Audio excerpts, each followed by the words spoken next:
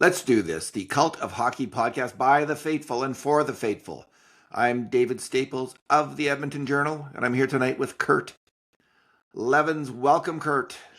Dave, even Cult of Hockey readers are beating us to the never in doubt phrase on Cult of Hockey Twitter tonight. So, as usual, our readers and podcast viewers are way ahead of us. So. Well, Kevin McCurdy always has it going on there, right? He's got the never in doubt. Well, thing. He should. If anyone owns that now, it's probably Kevin. Like father, like son. Yeah.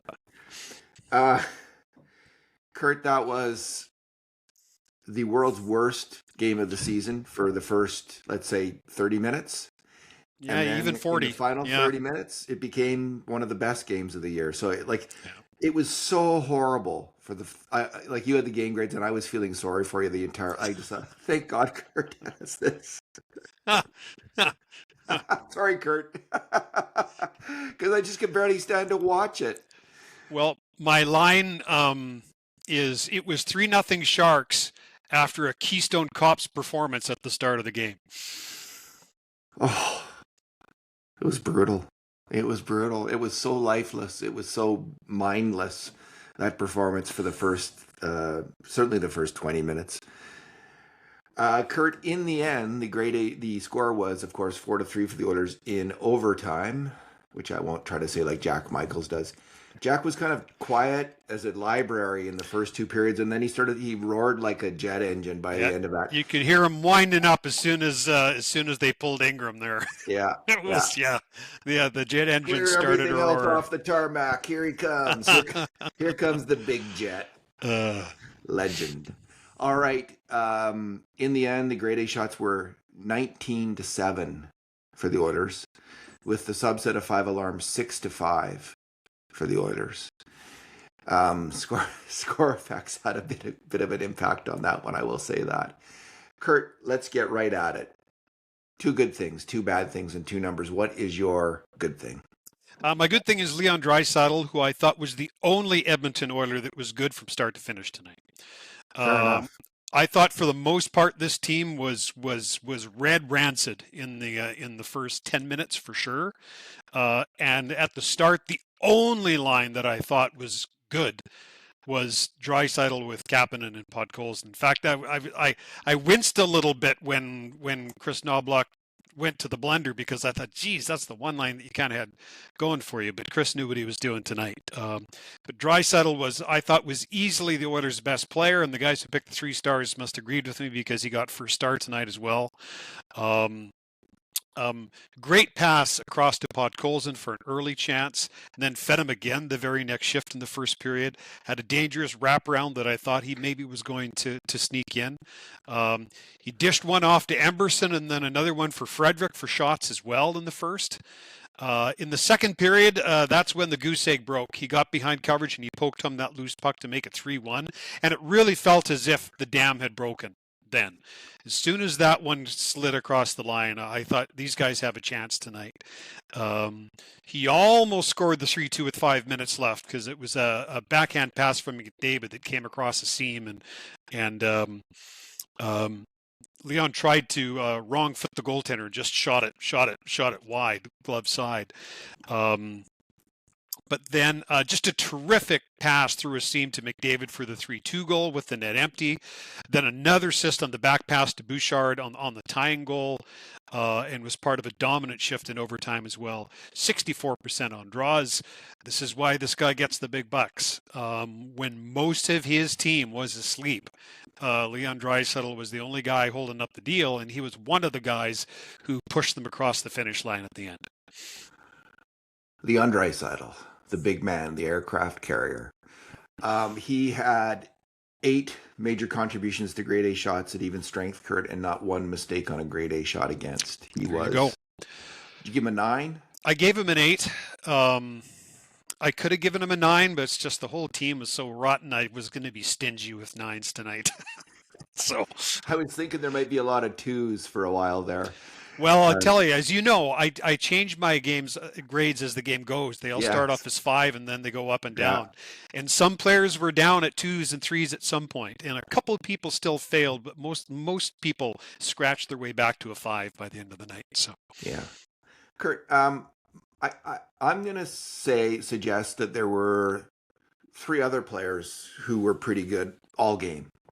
And they're all, my good thing is the Oilers grinders, which I'm going to expand to include Zach Hyman just so I can talk about the overtime goal. But the grind line tonight was the fourth line: Lazar, Janmark, and Frederick. mhm. And they had two grade A shots in the first, and then Janmark broke in the second. Frederick had two grade A shots in the first, and Janmark had that break in. That was a great stick check by the goalie. I count those as shots, by the way. Like, they don't officially count those as shots when the goalie stick checks, but I see that as a great save by the goalie Mhm. that Askarov made on Janmark. Frederick looked. So Draisaitl won that faceoff. He did a really good job in the first period of kind of holding the other guy's stick so if Frederick could go in there and whoop that shot on net. And then there was a nice kind of passing play or a board play where Lazar went in there, hit somebody. Janmark and Lazar went to battle, and there was a pass to Frederick who got a good shot.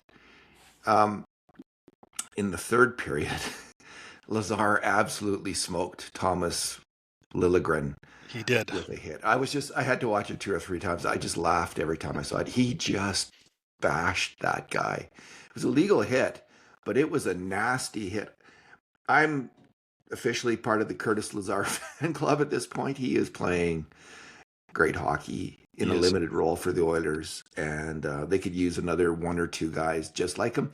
Maybe they'll be Frederick and Janmark. I mean, Janmark is really playing poorly this year, but that line's starting to work. You know, it is. It's got some chemistry, and it's to the point where you like to see it on the ice, right? When they put them out there, you think, oh, something good might happen. There's going to at least be some hustle and hitting.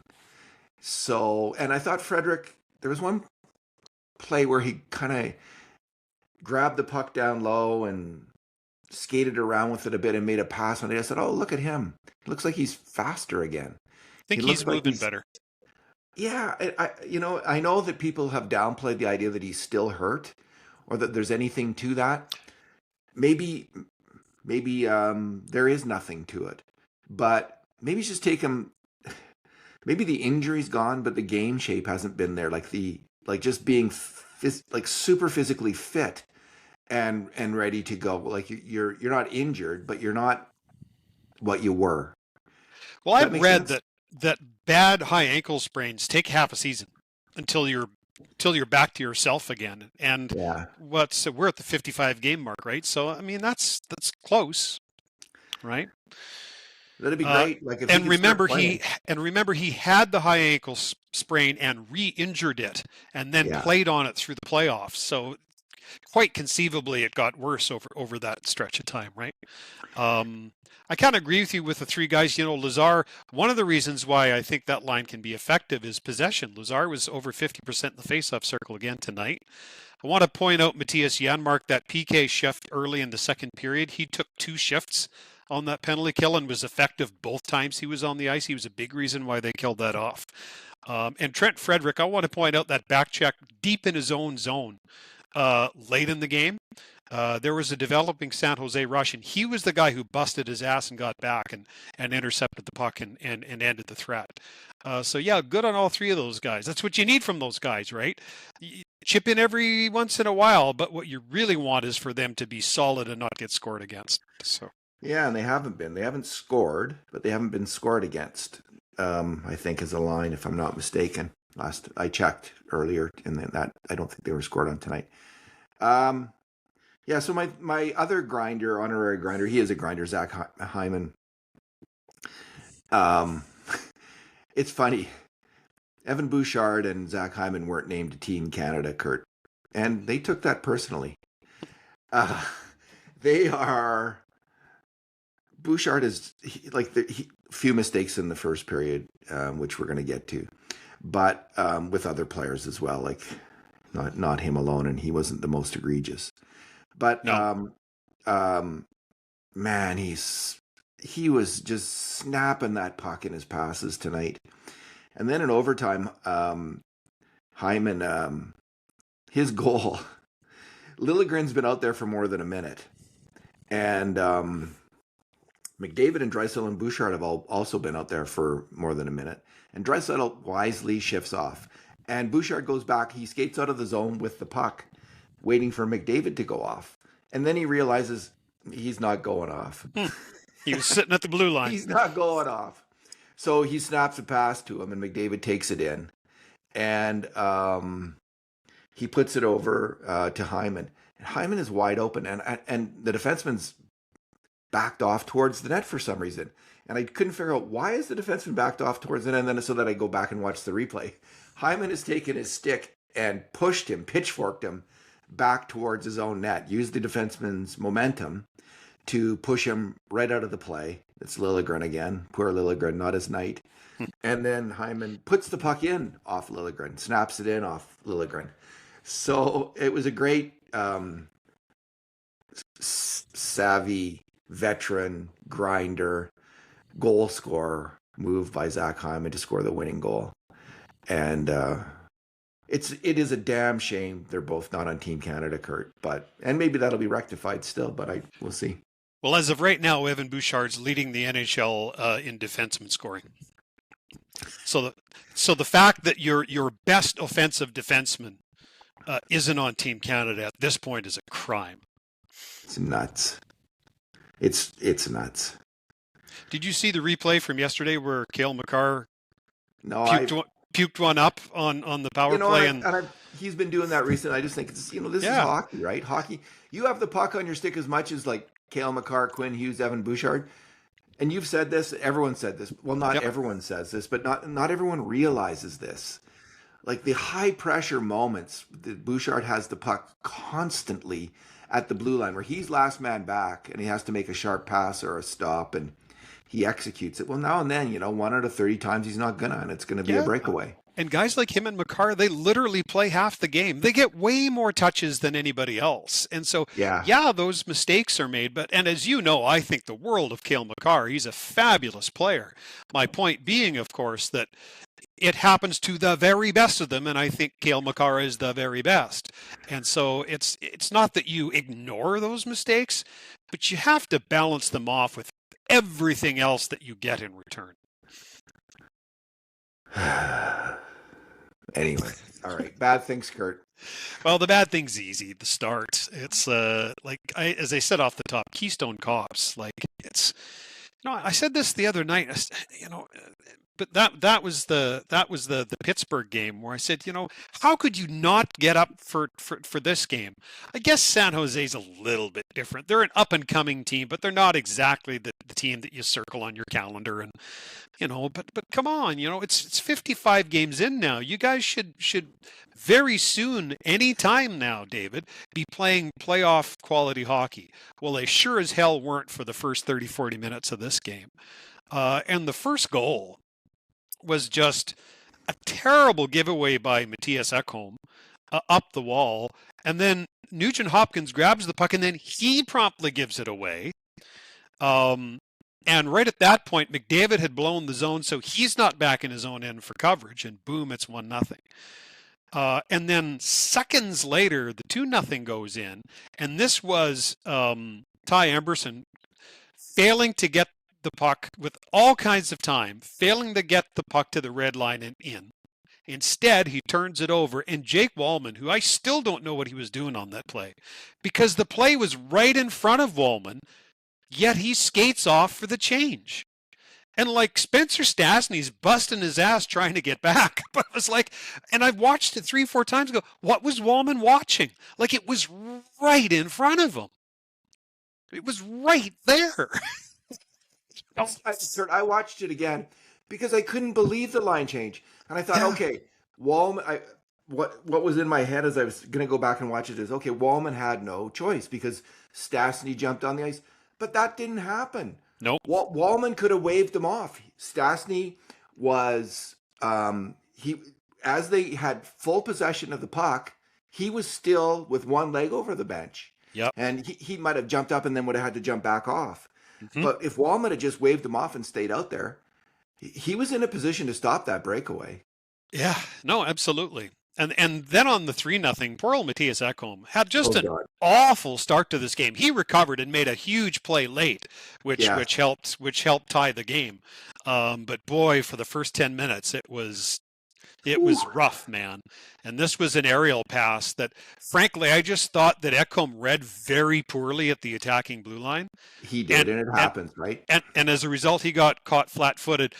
Bouchard got caught on that play as well, but to his credit, Bouchard did get back and was able to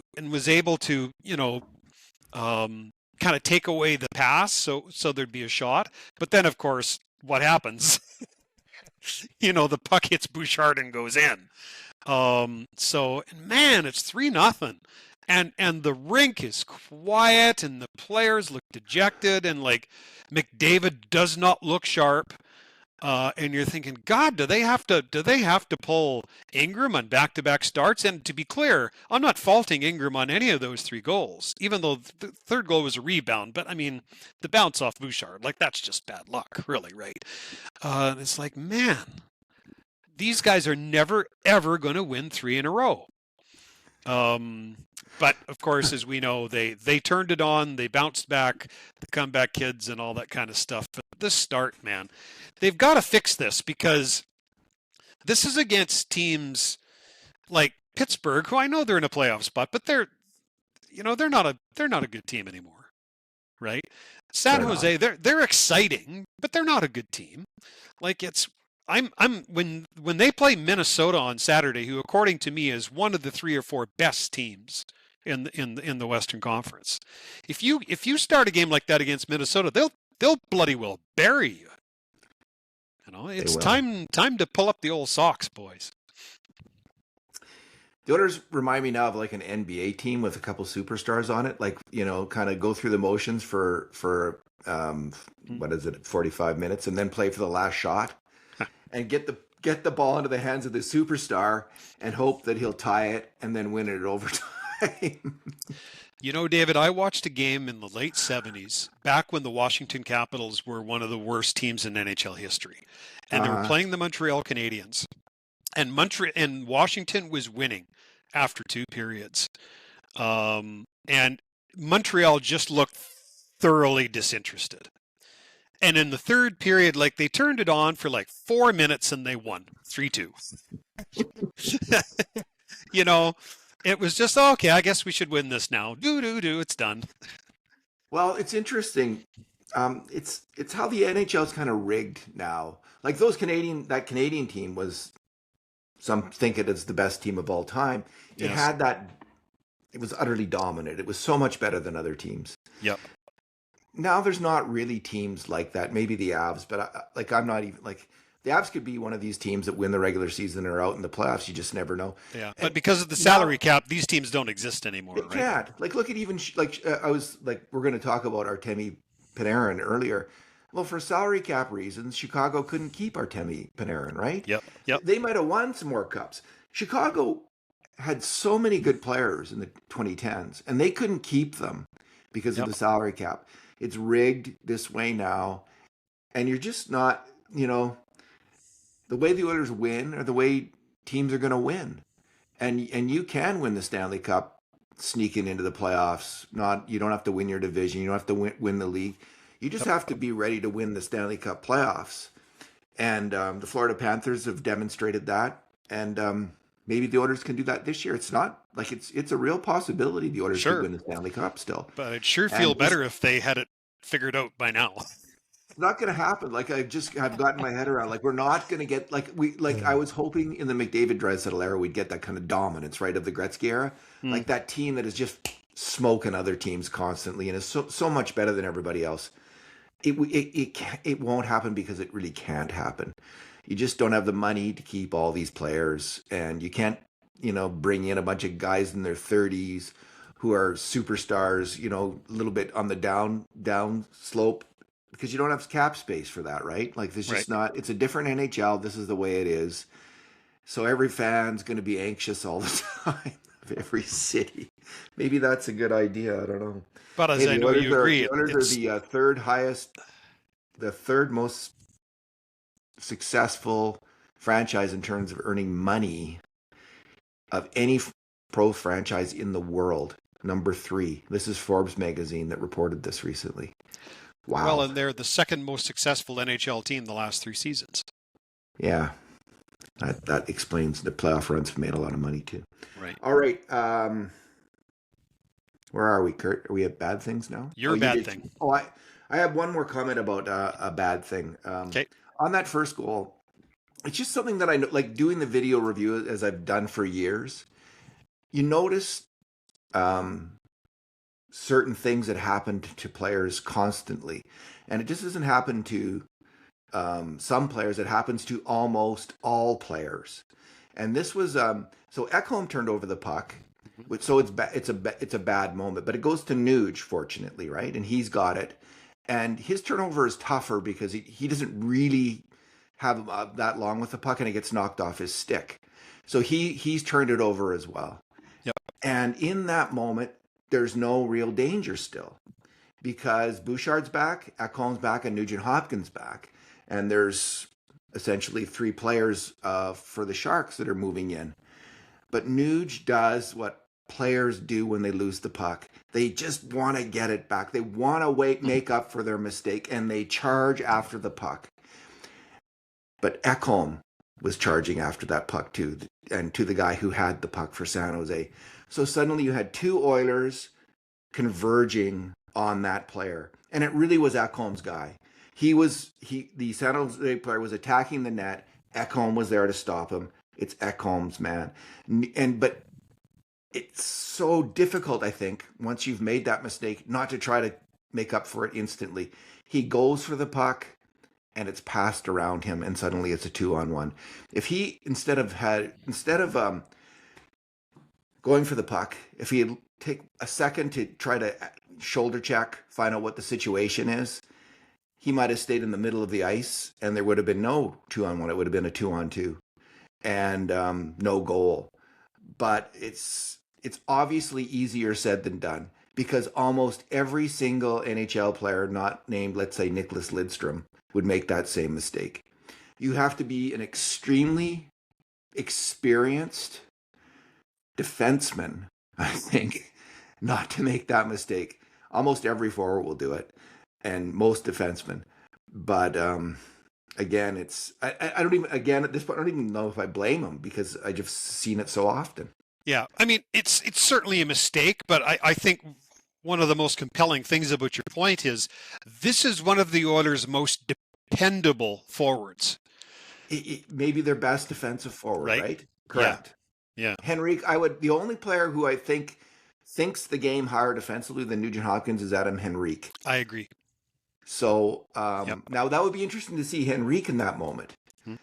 What would he do? And that would be the test because he might read it correctly. He Yeah. might not go for the puck. He Yeah. might go for the man, like Because try to otherwise, call. who would you sooner have in that situation in that spot, right? It's like I'm sure the coaching staff is thinking that too. So it's Okay, Kurt. Now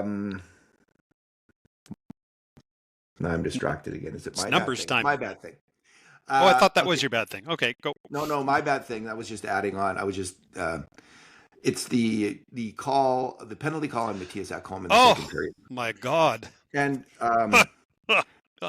you can see the ref making the mistake because the stick Ekholm's playing Macklin Celebrini near the net.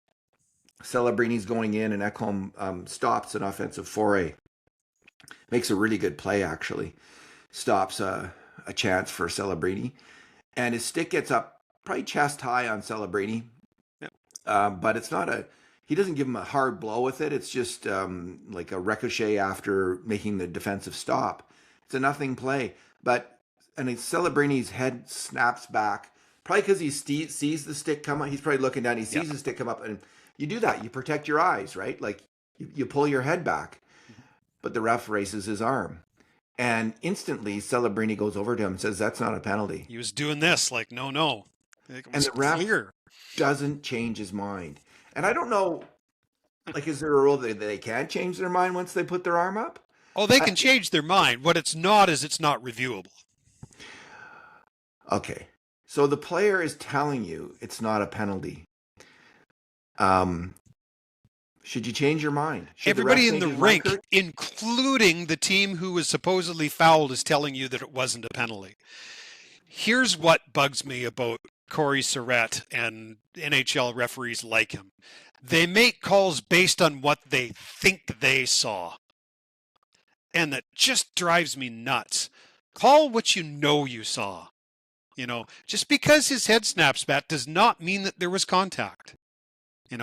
If you didn't see the stick make contact with his head, don't make the call. It's simple. I'm telling you, David. They're making their call based on what they think they saw, not what they did see. And I felt bad for Celebrini because there was a few fans in the rink who were booing him after the fact. And I think that actually, with all due respect to the fans, a lot of them don't have the access to the number of replays that we do here at home when the game is on. It's clear that he didn't even agree with that call, and was like I've rarely seen that from an NHL player, and I actually really admired his honesty, and I don't blame Matthias Ekholm for being hot, but there was a case where he was not trying to draw a call. I really believe the head snapping bat was just instinct, especially given how he reacted after the fact. He doesn't want to be that player. I don't think that young man is that player.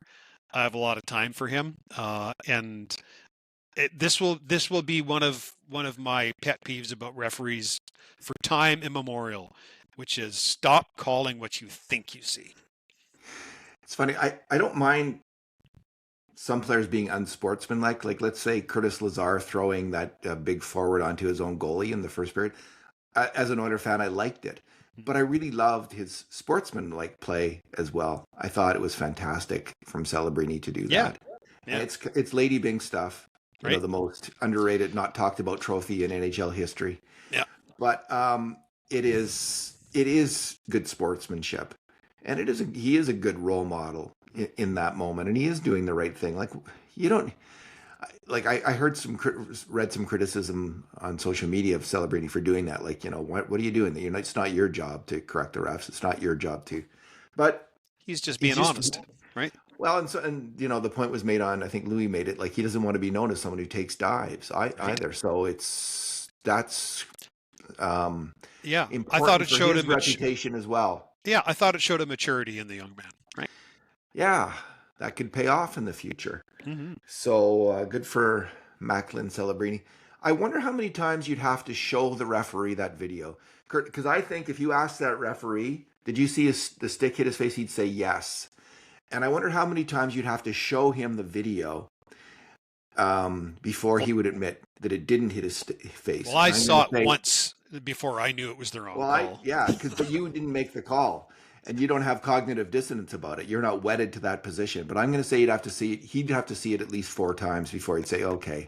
But that's when the other officials on the officiating crew have to look at him and say, Bob, you got the call wrong. Or in this case, Corey, you got the call wrong. Maybe none of them had the angle to see it. No, but you're asking me the video. So if they're showing the video, the officiating crew is going to watch that together. And the other referee is going to say, Corey, he didn't hit him. That's wrong. Sure. Right? Sure. Or if you make it a reviewable play, I'm not asking for that. But if the NHL really wants to get the calls right, and that's a reviewable play, it's one look at David, you'd say differently. David Staples, truth serum here. You would say differently if this was a Stanley Cup playoff game, Game 7, and that high stick got called and Matthias Ekholm and San Jose scored and we got eliminated. David Staples, truth serum. No, Kurt, I don't. I when I watch other sports now, like, I'm a hockey fan, and this is my job now as well. But when I watch other sports that I haven't seen in a while, and they stop it for these reviews, I just get sick of it. I'm sick of video review. I would except on goals, I would get rid of all of it. Get rid of the lines, the offside stuff. Get rid of all of it except for on a goal. That's what and if that was the rule, I would be okay with that. I'll stow this Honestly, away in truth my back serum. pocket until we get to the playoffs and this Fair happens enough, again. Kurt. Do you I want a do better not want coffee to. on it? I do not like video review. It slows down the game. It makes it boring. It Uh, takes it the whole thing a little bit, that's not my makes it a really my point, little but too okay. precious. All right, what's your number, Kurt? My number's 3. Hot damn, the Oilers have won 3 in a row. You know what? This was game 55. If they had not won tonight, it would have set a team record, and not in a good way. 2 previous seasons, it took them 55 games to win 3 in a row. In 1992, Mm-hmm. and again in the year 2000. 26 years ago, it took them 55 games to win 3 in a row. They won 3 in a row tonight. We can stop talking about it now. It's about time. I was thinking if they lost tonight, man, they could go on a losing streak before the Olympic break, and we'd all be sour as hell. Because you just never know when a losing streak could happen. It would be just great if they could win. You know, what have they got? 3 games more before the, win 2 out of 3 at least. Yeah, 2 at home, 1 on the road, right? And Yeah. I mean, after that win tonight, they are first in the Pacific Conference. They are now they're 28-19-8, 64 points. So we're 2 up, and of course Minnesota on Saturday. So, and Beats that's are despite, wild. according to me, really not playing that well on this homestand. No, they But haven't. they're banking some points, right? They're starting to. Yeah, This was a big win, right? They like to get points out of this game that looked like they were going to lose. That would have been so depressing. for sure. To lose to the Sharks at home, come on, you got to beat this team. Like, Yeah, I mean, how many times more do you want to fire Jay Woodcroft? well, exactly. How often did we hear about the schedule being a problem at the start of the year? Then they finally get a favorable schedule, and they're Yeah. doing the same stuff. Like Yeah. it's But they're scratching kind of- their way through. they are scratching their way through.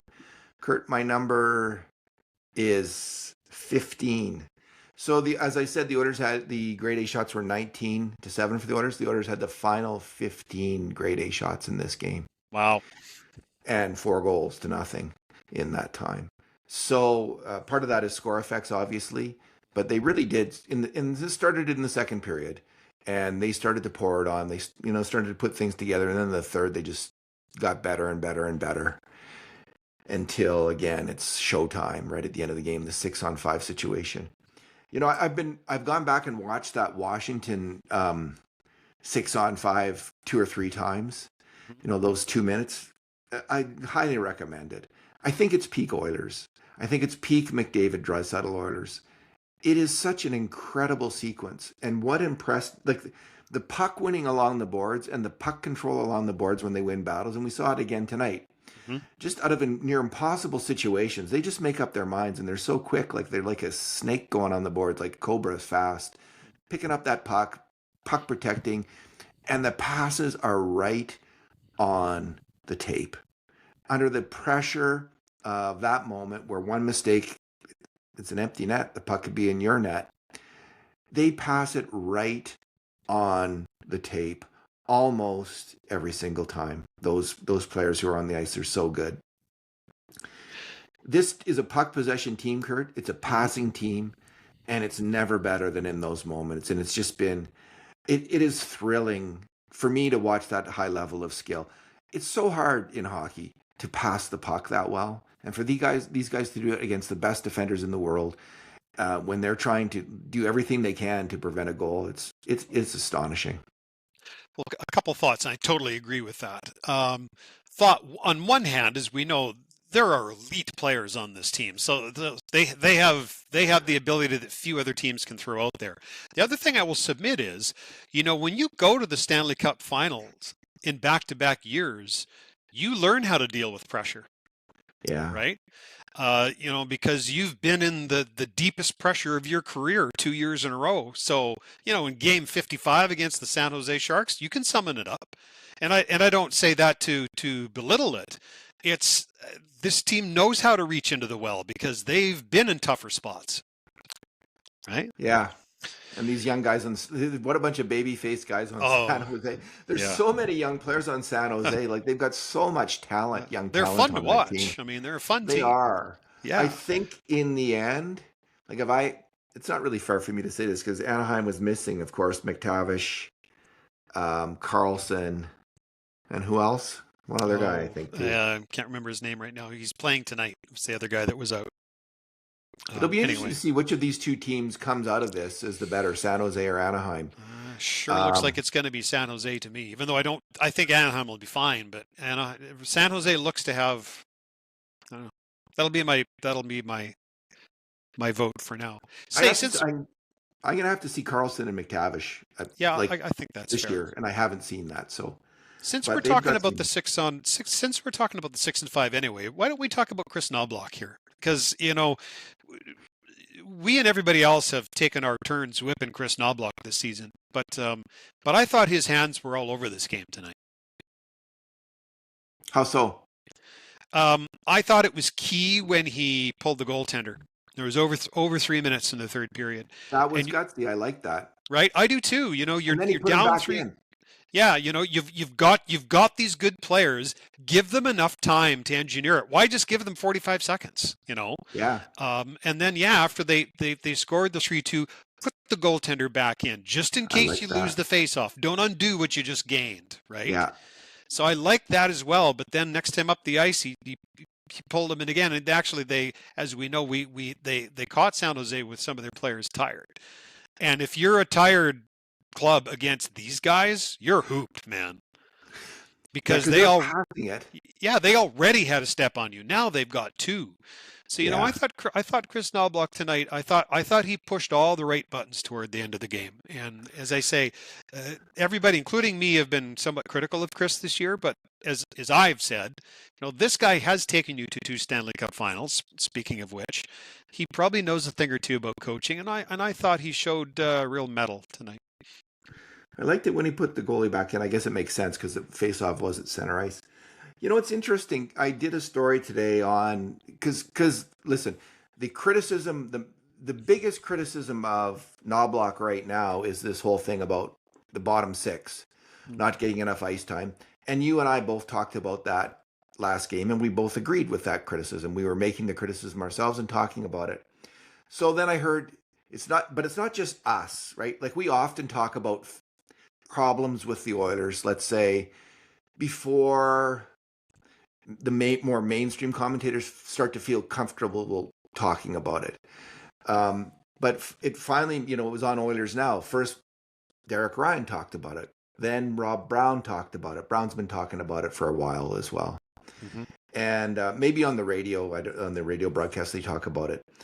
And then McTavish talked about it between periods. So, like all of the big mainstream commentators on the Oilers are now talking about this issue with Knobloch, like not including the bottom six guys, not having them a role, not letting them feel like they're in the game. So I was thinking about that, and I had initially agreed with that. I think fundamentally, though, Kurt, the problem with the Oilers hasn't been that. And I don't know if the ice time has been actually that different than in other years. I really think the problem is this. You were saddled with two players in Frederick and Mangiapane who have signed big contracts and a lot's expected from. And then you also have Henrique and Janmark, two veteran players who are... Henrique has a sizable contract. Janmark's been a big part of this team. Four players who are a big part of the team. And all of them take a nosedive in their play this year. And working that out as the coach, handling the personality issues of taking these guys, giving them less ice time, promoting other players, that is a major problem in team chemistry that the coach has to solve. It is not easy to solve that, to demote players. And even when you demote them, they don't play very well and you have to healthy scratch them. All of this is a difficult, painful process, which could be rife for dissension within the team, I think. And I think Knobloch should be given credit for handling this without this team imploding, because it's a fairly sizable number of players that have been demoted and healthy scratched and haven't been playing well. And he's got to work around that, and he's got to figure out lines. And I think, like, if we think of the Stanley Cup teams, this wasn't an issue that the bottom line players didn't have a role, weren't playing well. I just think he hasn't been able to find those players. And he's had to deal with these other players who haven't been getting it done in those same roles. So of course he's going to play the other guys a bit more, let's say a minute more a game than they played last year. And as some players step up, let's say Curtis Lazar steps up, let's say Matt Savoy steps up or continues to play okay at least, but gets even better. Roslovic comes into his own. There's a number of players who could still step up in this role. Henrique might come back as a fourth liner and be just fine. So there's solutions that he's trying to find. But I think he's not a coach who, if he has fourth line or third line players who can play, that he doesn't play them. He does play them then, and they do have a role. It's just that he hasn't had them because all these players have failed him. Yeah, look, I take your point, and I think there's a decent amount of truth in there. But I do think that if you really want your whole team to buy in, the guys in the bottom six have to have meaningful roles so that they feel like they can make a difference every night. So there's one thought.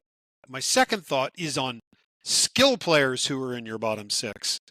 It's way easier for, with all due respect, to Curtis Lazar to play fourth line minutes because he's that kind of player. But when you're a skill guy like Roslovic or Savoy, it's way tougher because you're not getting your touches. Offensive players need touches to be confident and be effective. And like Matt Savoy just played 917 tonight. And there's a guy that's on the PK, right? Yeah. So I do think that in some ways you are doing harm to yourself because especially that type of player needs to get their touches as a game goes on. Having said that, I think when it comes down to brass tacks, any coach worth his salt is going to be beat with his best players on the ice. Yeah. Right? Yeah. When it really comes down to it, if you're going to lose, it's going to be with your best players on the ice. And if they weren't, you should be asking, well, why weren't they? I guess I was talking to Murdoch Davis, the former Edmonton Journal editor, about this, who's an Oilers fan online, and he was criticizing Knobloch along this fan. I said, what would you do differently? And he said, well, I said, play Howard and Savoy more in the top six. And I thought, that's fair enough. Like I think Ike Howard he's an offensive player, and really like Roslovic. And Roslovic thrived, showed his stuff when he was in the top six, so much so that I think he has confidence. He has a place on this team, and he's going to have a place on this team. They might sign him to a contract. We could talk about that if we want. I think maybe Howard could have played a bit more in the top six. But again, they had Mangiapane. They had to give him those minutes. They had to try everything they could to get that guy going, and it just didn't work. And Frederick had some minutes in the top six at least. Mm-hmm. And certainly again, that didn't work. Yep. So it's a tough. It's not easy. It's not easy because he's dealing with real human beings who have signed, the team. And one of them is Stan Bowman, one of these real human beings who's invested these players with big contracts, and it's not easy being the head coach, I think, to start healthy scratching those guys and bumping down the lineup, but you got to do it. And I give Knobloch credit. Kurt, here's my question. Do you think he's with Knobloch, I think it's easy to underrate him as a coach, and he might be overrated and it's hard to know where to place him because overrated, he's got these great talents he can rely on. But underrated, I think, because he's kind of a quiet, mild person as a coach. He's not your typical stern, tough guy coach. He can be underrated. So I think it's kind of hard to know what to make of him as a coach in some ways.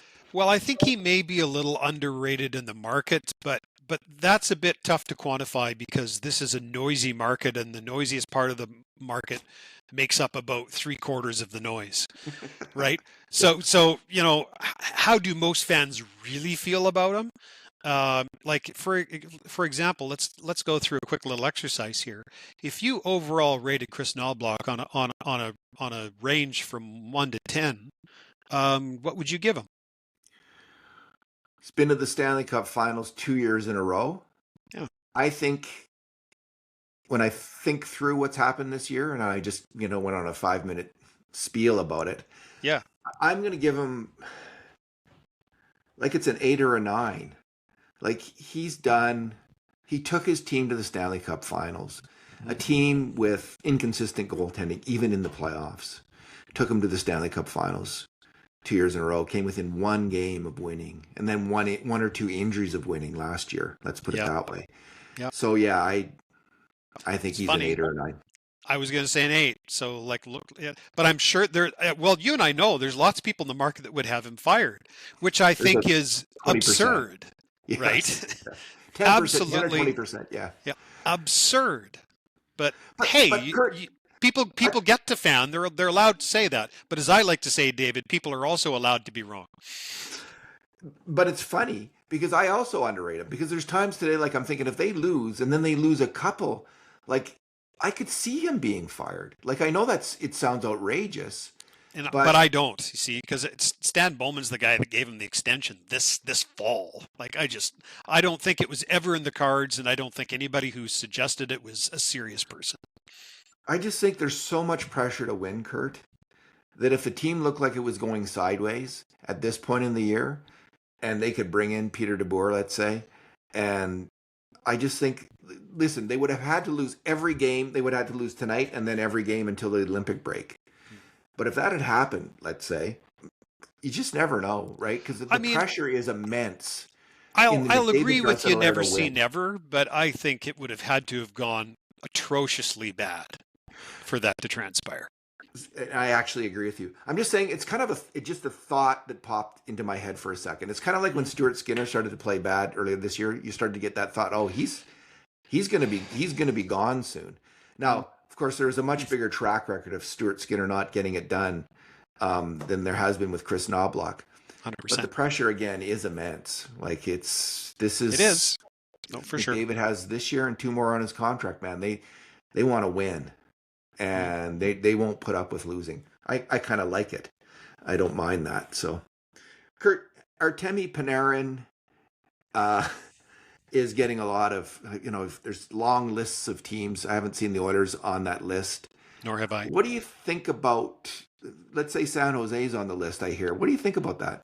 I think they'd have to have rocks in their head to sign him. I mean, it's honest to God, when you watch this team tonight, don't screw up a good thing. Like, let the kids play, let them get their reps, let them make their mistakes like they did tonight. That's going to happen. It'll make them better NHL players in the long run. When you think they're closer, then bring in the right veteran or veterans for them. But don't bring in a guy like Panarin who's arguably part of the problem with the Rangers. He's past his prime. He's not the player he used to be. I mean, the Rangers are a train wreck. And this guy is saying, yeah, I'd like to go lay on the beach in San Jose for a couple of seasons, pay me $10 million or, whatever it would be. If I was San Jose, I'd say, stay away, man. Like that's not the player you need right now. With this team, you should be patient and wait and spend the money on just the right player. Maybe they think Panarin's the right player, but if I was the general manager of San Jose, it's not the guy I'd be signing. It's mystifying to me because he's near peak. He's not peak. But he's 34. How long is he going to be near peak? Like a point a game player even. And when he's not that, like, does he have to be on the first unit power play? Who's he taking off? Like these young players, they've got all kinds of players on San Jose who should be on the first power play unit. Why would you do that? Like I could see bringing in a different kind of player, like a really good, like big aggressive second line player, right? Like like Anaheim has a couple of those guys in Chris Kreider and the guy from Tampa Bay. What's his name? Killorn. Alex Killorn. Alex Killorn, yeah. A couple of those guys, like these power forward, tough guy type of players who play the game right, Yeah, and they could help San Jose or a big defenseman of that ilk. Yeah. But Panarin,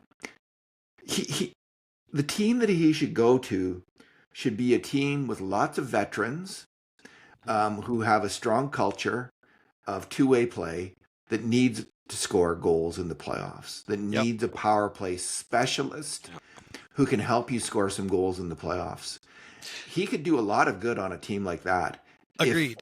and that's where he should go. Like Yep. let's say Dallas, like or Hmm. Tampa or something like that. But Tampa can score, so they don't. But a Minnesota maybe, I don't know, but I don't see it. Um, It, San Jose. Look, in the final analysis, the San Jose Sharks are, we called them tonight a fun hockey team to watch, but they are not ready to win yet. And you shouldn't No, bring in a guy like Panarin until they are. yeah, he should go to a winning team. Now he might not get the contract he wants there, right? Like I don't know what kind of contract he's looking for, but I think a team would be nuts to sign him for more than 2 years. They Like, will, but I agree with you. Yeah. yeah. What do you think of the Roslovic thing? Bob was Stauffer was saying Yeah, he's kind of there's a lot of people that 4 are years. kind of crapping all over the Oilers for that idea. I must say I disagree with them, with the people that don't like the idea. They don't know, wait and see how Roslovic does in the playoffs and then sign him. Well, that ain't going to make him cheaper. Like right now, you're probably thinking, well, we can probably get him for $4 million, and that guy for $4 million, according to me, that's a if it's not a bargain, it's a real fair price. But if he goes on and have a great playoffs, suddenly he's 5.5, 6, because there's teams out there that'll pay that, right? So I think that's what people are missing. They say, oh, he should earn it. He should earn it. Well, keep in mind, this is a free market system, and these guys can hit free agency, and they can go to whoever the hell they want. So I think making him prove it in the playoffs is way easier said than done. I see it both ways. I see the argument both ways, and the reason for that is like it's super hard to fit in with McDavid or Draisaitl, to be able to trade pucks with those guys, like to make plays with them. You've got to be so good. I think he's that good. I think he can do it. He has real skill. And that's really rare. That is a hard player to find. So many guys have tried it. So many guys have failed. For every 10 guys they bring in, it seems like to try it, one guy makes it. Yep. So this is a pretty interesting player in that regard. He's 29 now. And so, he's going to be 30, 31, 32, the years when players tend to trend down. So that's one thing. So on one hand, I like the idea. On the other hand, Kurt, I don't, because they've got Ike Howard. They've got Quinn Hudson. They've got Viljami Marjala. They've got Josh Szymanski. They've got Matt Savoy. They've got a lot of young, skilled players coming up. Where are they going to play? And can you afford to have Jack Roslovic when you can have a cheaper alternative who might do just as well? As early as next year, Quinn Hudson might come in and provide the kind of offensive play. Jack Roslovic is only getting like 1.5 points per 60 right now. This isn't second line scoring overall from him. Now he got a bad injury, so that's part of it.